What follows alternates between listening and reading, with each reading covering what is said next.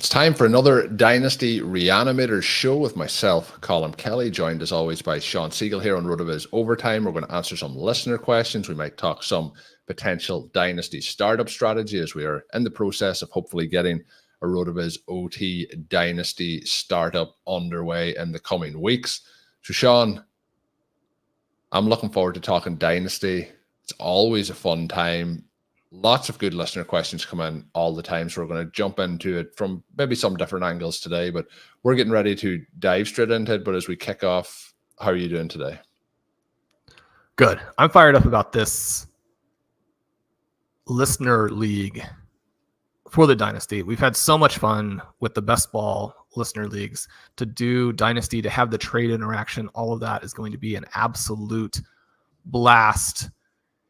And it'll give us such a great sense of what the OT community is thinking on player prices, on trade values, and it'll also offer some opportunities for drafters to go in unique directions. Because if you think the field is going to be moving in, say, an RV way or an OT way, and you have some contrarian thoughts that are sort of, I don't know, they could be double contrarian. They could be, we actually just think that the larger Dynasty community is got it figured out a little bit better than the OT guys.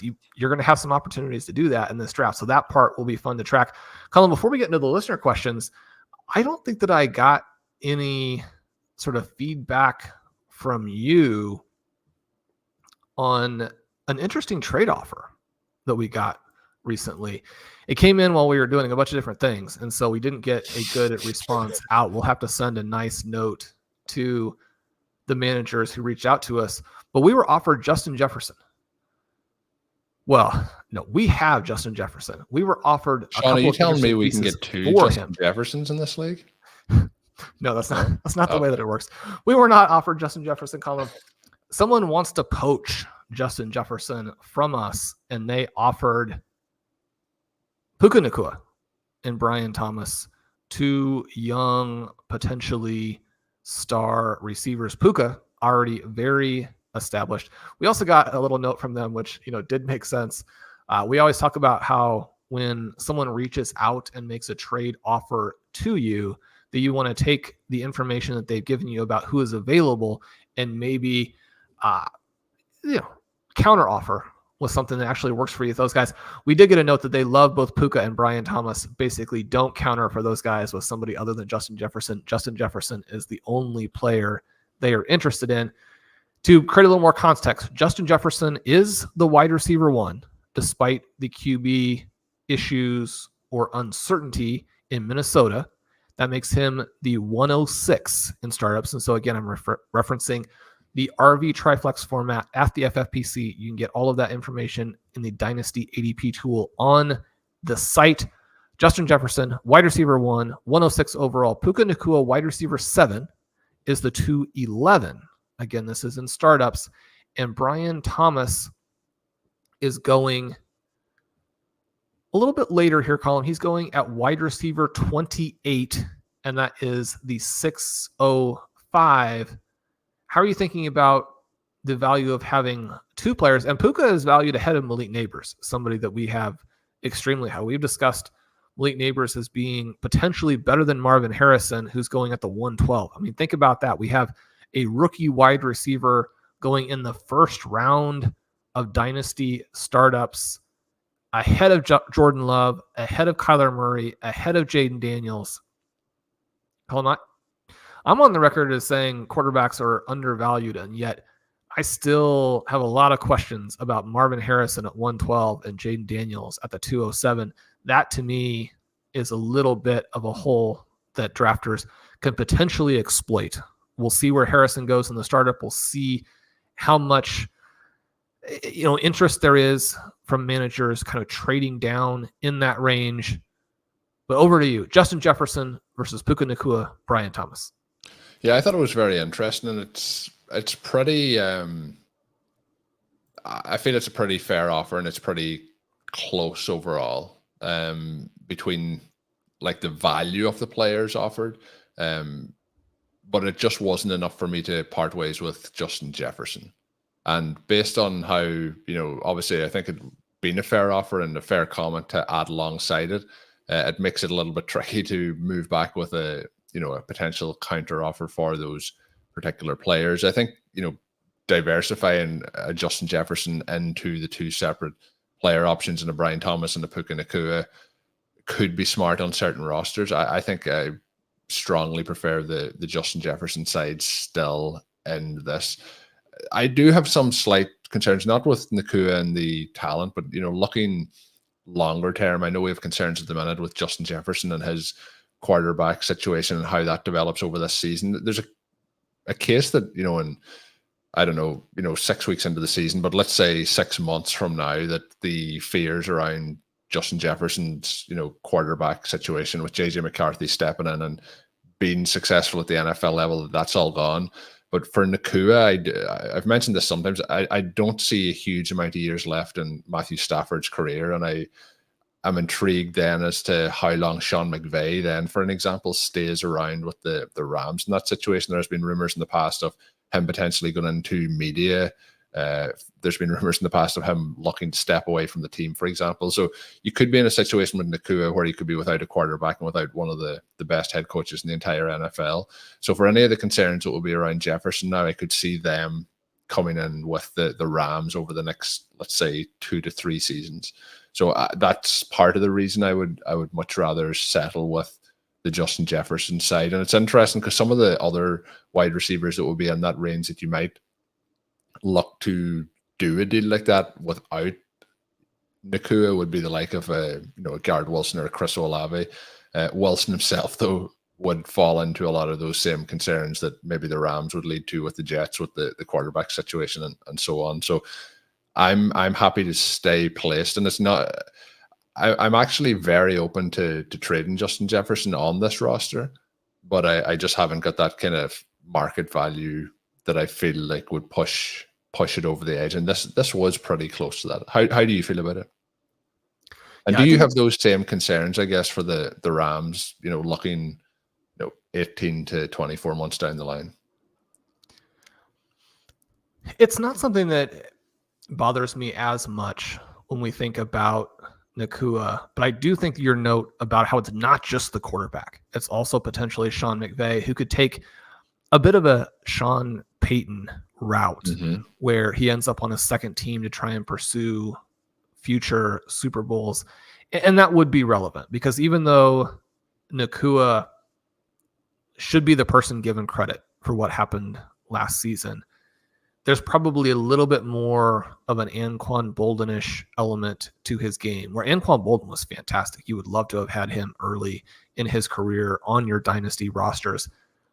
The upside, especially if the situation gets worse, is maybe not as great. Now, one of the things that you point out here very effectively is that almost all of the receivers in this range have some similar issues. With Garrett Wilson, you can be losing Aaron Rodgers. With Malik Neighbors, I mean, it's very controversial what the Giants are even going to do this season at the QB position. With Drake London, you have this impending move from Kirk Cousins to Michael Penix, and Penix profile there with Washington was actually far, far worse than people realize. Blair has a great article up on the site about that.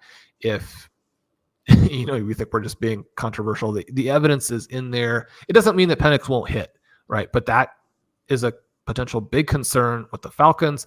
Olave has Derek Carr. Adunze, who probably gets stepped on as a rookie, maybe in one of the best situations as we work through. I mean, the guy who is maybe most obviously in a great situation and probably should be valued higher is Nico Collins at wide receiver 17. I think you could make a similar case maybe for a Zay Flowers, even if the overall passing volume there is going to be a little bit lower. But as we work through here, Tank Dell, obviously the same thing as Nico Collins, but Xavier Worthy, the other name that jumps out, and the reason that we have him much higher than wide receiver 25, that is probably a hole in how people are valuing the dynasty receivers. And yet the flip side of that is just that maybe Xavier Worthy is a bust. And so, you've got to keep that in mind. But guys like Odunze and Worthy and Collins, much better positioned than the vast majority of these receivers, almost all of whom have some risks. You mentioned the coach moving along. That's even, I think, a little bit of a potential, future issue there with the Miami Dolphins. Yeah, I think it's further away though for the Dolphins. I feel like the situation is much more set in stone over if I'm looking for 3 years ahead, I think that until Tyreek Hill's gone, I think that whole kind of offensive structure stays together until there's a major move there. But when it gets back, Shawn, to the trade, Justin Jefferson, when you're moving down, I feel like by ADP, Garrett Wilson's wide receiver 6 in the middle of the second round. We get Nacua in the wide receiver 7 before you get into Neighbors, AJ Brown, Drake London, as you mentioned, Tyreek Hill. I feel like moving out of Jefferson, unless it's going to be 2 players in that range before you move that a little bit further down to Thomas, who's going in the wide receiver 27 in the 6th round. I think you kind of would want to be at that range, getting somebody who's in that, a Zay Flowers and a Puka Nacua, maybe, to make me really want to, move on with the Nacua profile. Garrett Wilson, though, I think would make me ease off that a little bit, and I would start to get a little bit more interested in making that move. Would you think Zay Flowers and Nacua is too much to be looking for? And we're not talking about this specific roster. I'm just talking about trade scenarios for similar players to move on from a Justin Jefferson. Yeah. So if you're thinking about this either from a Jefferson perspective or from the perspective where you have the 106 in a startup and you're trying to figure out how to trade down, because ideally what you would do would be to trade down 3 or 4 spots, get some value, trade down 3 or 4 more spots, get some value, trade down 3 or 4 more spots and get some value. You have to have managers in all of those spots, though, who will actually make those trades and give you what is fair in return. Sometimes that happens. Sometimes it doesn't. Sometimes you're faced with this idea of you have the 106 and you're getting offers from drafters who are at the 2-3 turn. And so then you would need a lot in addition. So either way you look at it there, I'm in step with you, where the 2 receivers sandwiching Puka Nacua are Garrett Wilson and Malik Neighbors. If I get either one of them instead, I'm much more interested. The 3 receivers who go immediately before Brian Thomas are Jordan Addison, Jackson Smith and Jigba, and Xavier Worthy. If I get any of those 3 players, I'm much more interested. If I get either Wilson and Neighbors plus either Worthy, JSN, or Addison, I would pull the trigger on this deal. But the other thing to keep in mind is what your roster looks like as well. So we talk about perpetual reloading.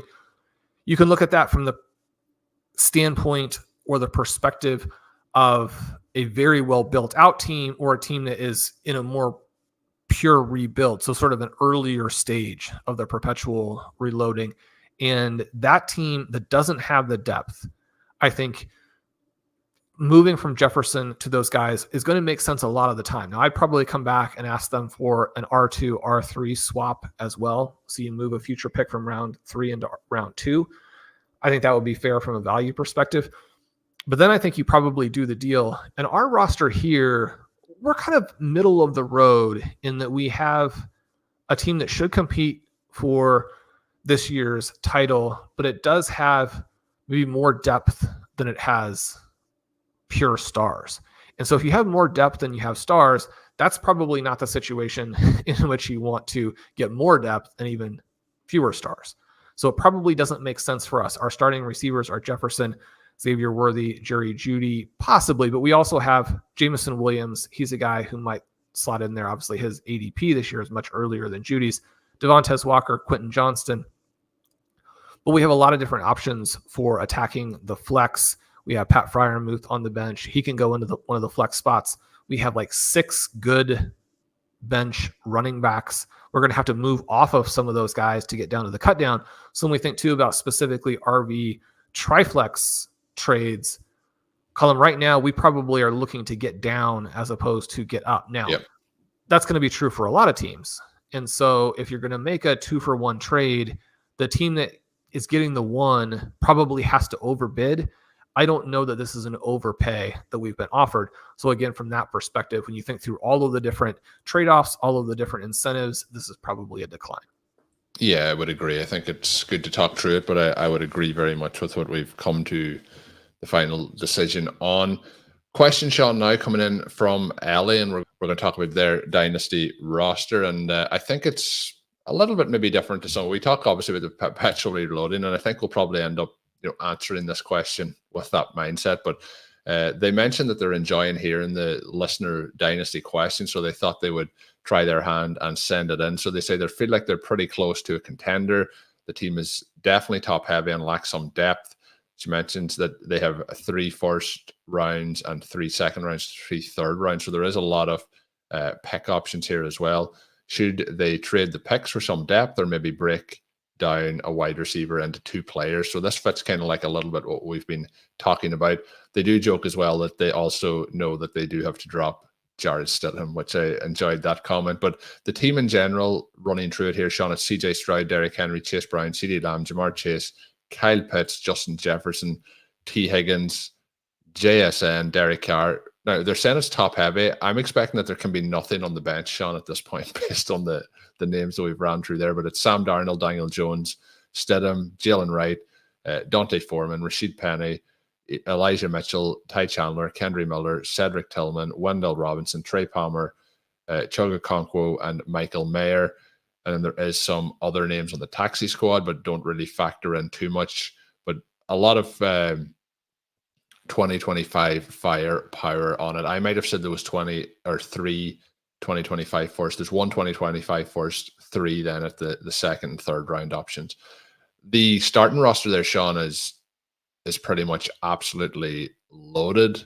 And I would agree then that there is a little bit of a lack of depth behind that. But it feels like a team, with health, luck here will certainly be a contender. But the problem with that then is, like we're looking at here, if a Lamb goes down, if Jefferson goes down, then it's the replacement value that is available on the bench that could become the issue. But for a roster to have CeeDee Lamb, Jamar Chase, Pitts, Higgins, Jefferson, and then CJ Stroud at quarterback, I think it's immensely talented at the top end of this roster.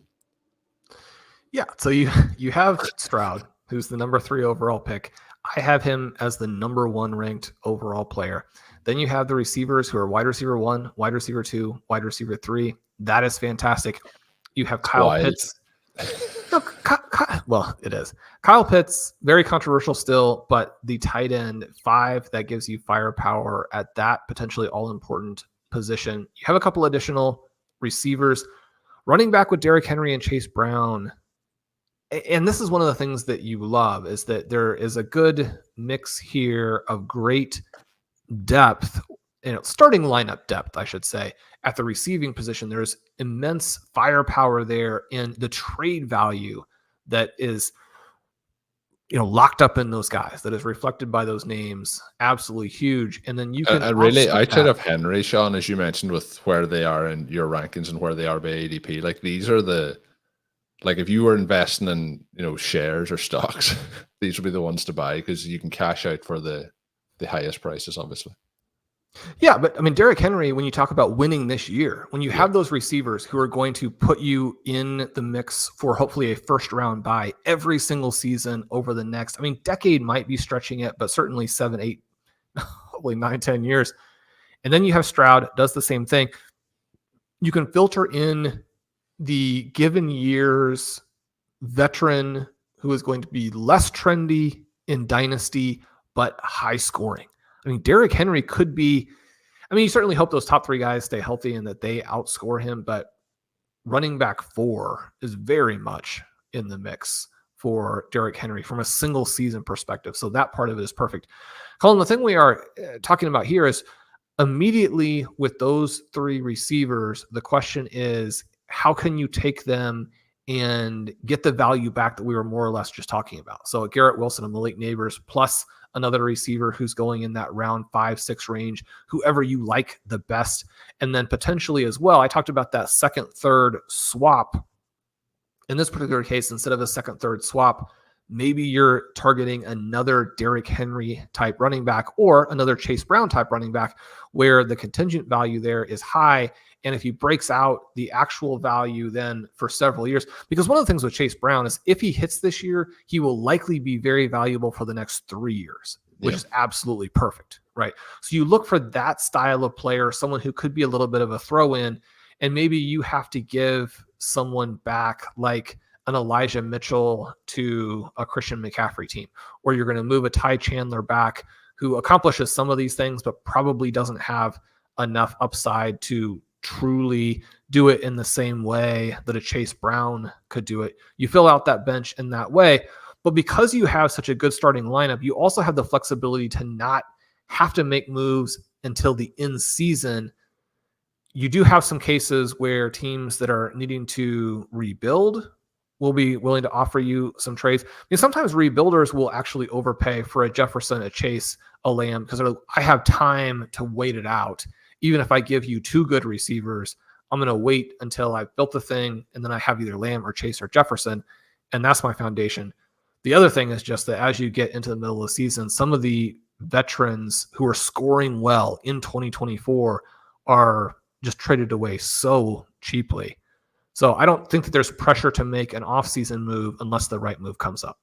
Yeah, and we talked about maybe not having as much top end star power with not trading away a Justin Jefferson and that league, but this here may be a really good possibility for them to make this move. Not only that it might be like somebody could say, well, Justin Jefferson has quarterback concerns, but there's a multitude of wide receivers that they could, like, in the league. There's going to be, I'm sure, multiple managers that are interested in either Chase, Lamb, or Jefferson to be able to make that, to fill out some of the depth as well. So they're better set up in this situation to try and do that, to add some of those bench options. Thanks very much for that particular question, Shawn. The next question comes in from Cooper. They mentioned it's a 10-team super flex, start 11. It's 2 running back, 2 wide receiver, 4 flex, 22 bench. So there's deep benches in this. And I think deep benches, if you are in leagues where it is 10 teams rather than 12 or 14, I think the deep benches helps,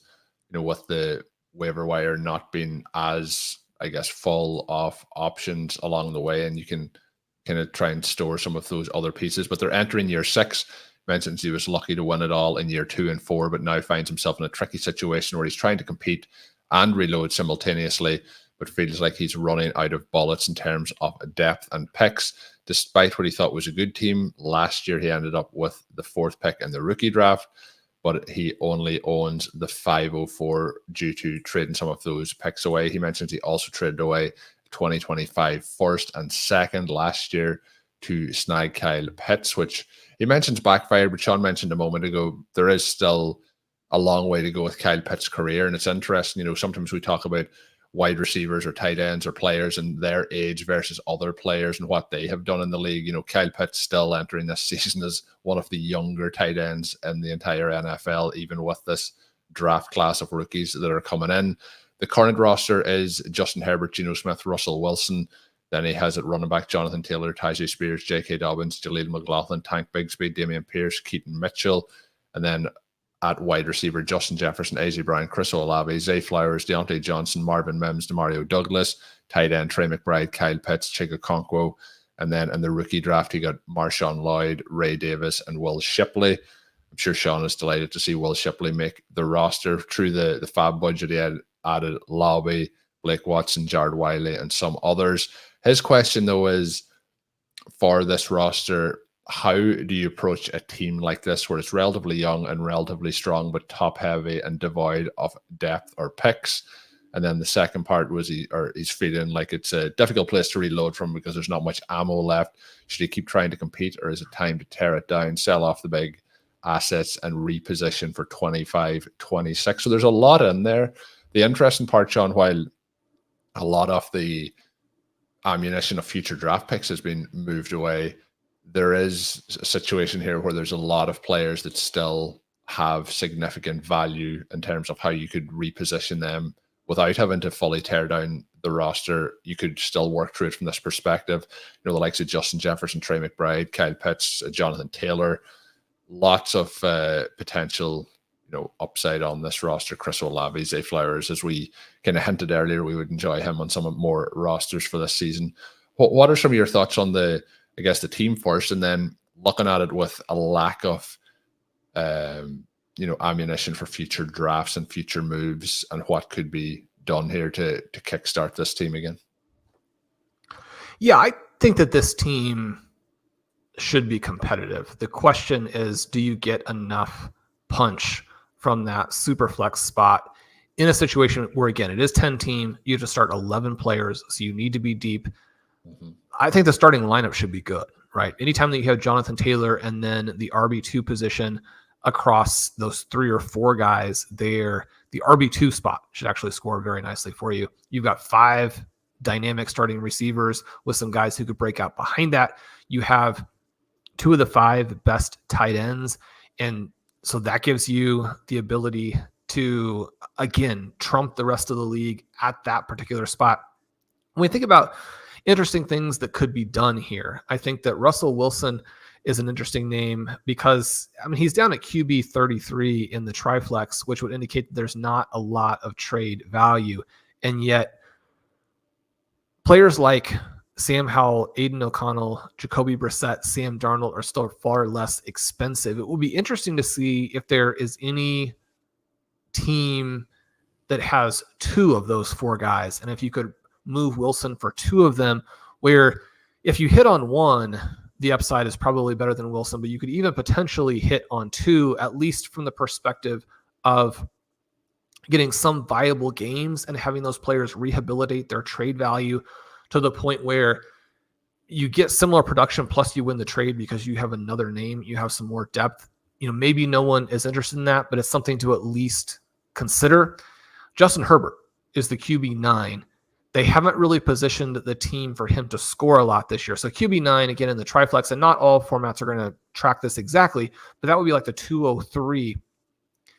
My thought when you look at the QBs going ahead of Herbert is that it's very difficult for him to actually climb, even if he has the type of season in 2024 that would indicate that the team, the coaching staff, the structure in the future is going to give him a very high floor, right?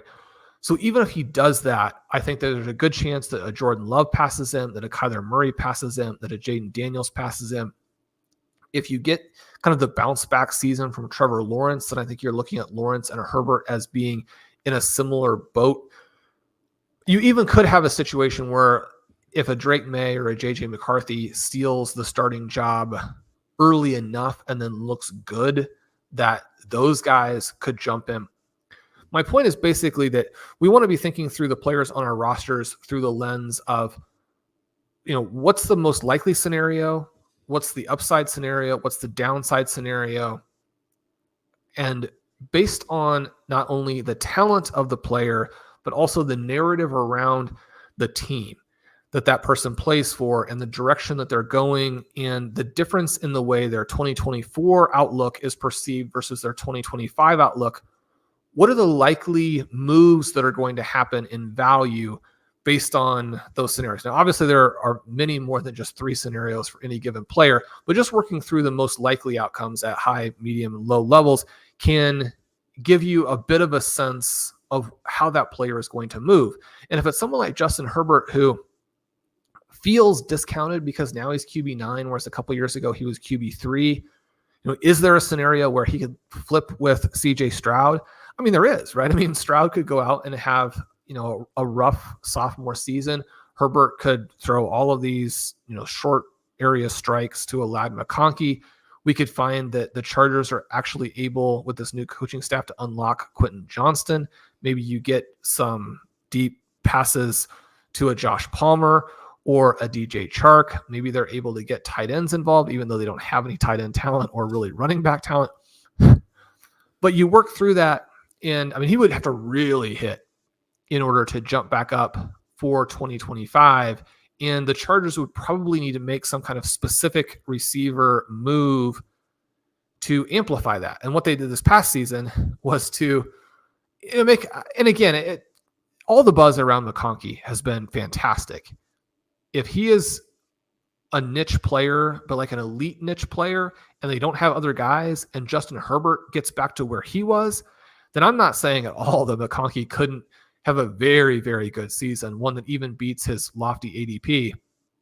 But from a team construction perspective, they had a shot at Malik Neighbors and instead decided to trade up for a player who was overvalued based on a wide range of objective stats and data and how you interpret that data based on the history.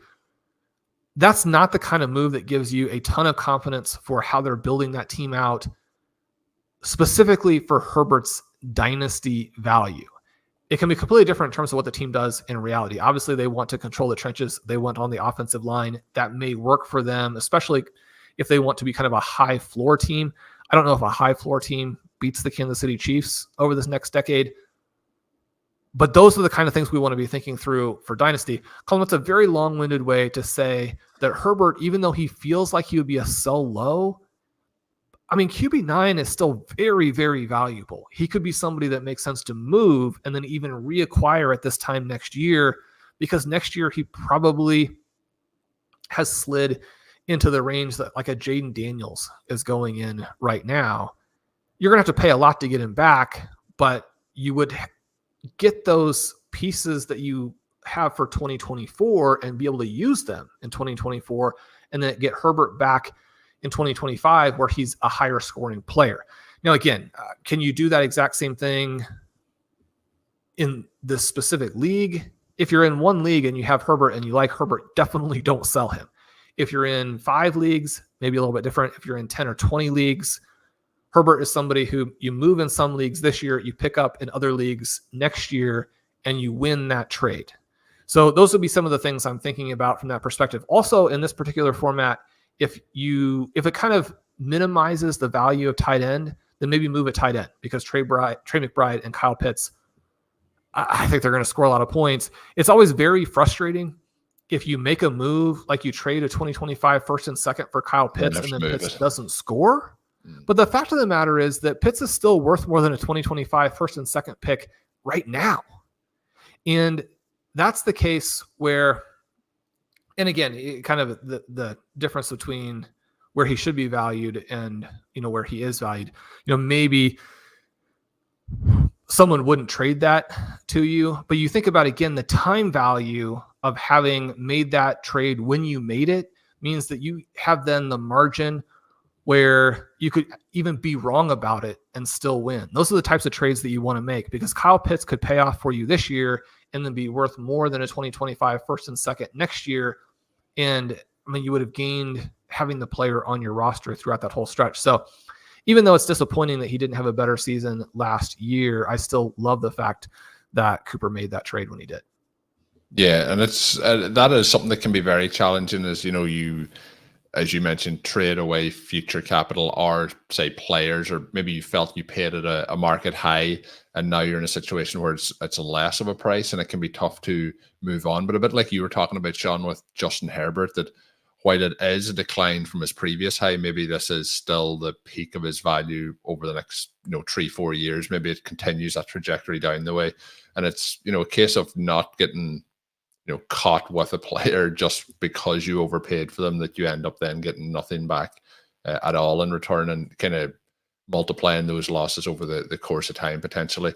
But there's a lot of interesting pieces on this roster. Shawn mentioned the wide receiver, there's 5 starting level players, but there is a few of them that when we're looking at, and the age curve is getting interesting with some of the elite talent, because they tend to be kind of breaking that curve and staying productive for multiple more seasons. But we have Deontay Johnson now moving teams to the Panthers, and I think is set up for a at least successful 2024 here. And you have AJ Brown as well, more veteran, more tenured players. You have a running back who's getting into that zone as well with Jonathan Taylor. So there is pieces that can be moved on, and the draft picks I do like, with Lloyd, Davis, and Shipley going into that running back room as well. So we'll see what Cooper does over the course of the offseason and into next season, and if he is contending for 2024 or if he is positioning himself for 25-26. We'll see what that happens. But thanks to everyone who sent in questions on today's show. If you are interested in hearing some questions on future episodes, whether that's topics or about your own team,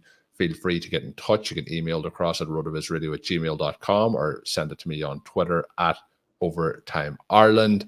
That is going to do it for this edition of the show. We'll be back on Friday with another episode. My name is Colm Kelly. You can follow me on Twitter at Overtime Ireland. My co-host is Shawn Siegele. Check out all of Shawn's work up on rotoviz.com. And until next time, have a good one.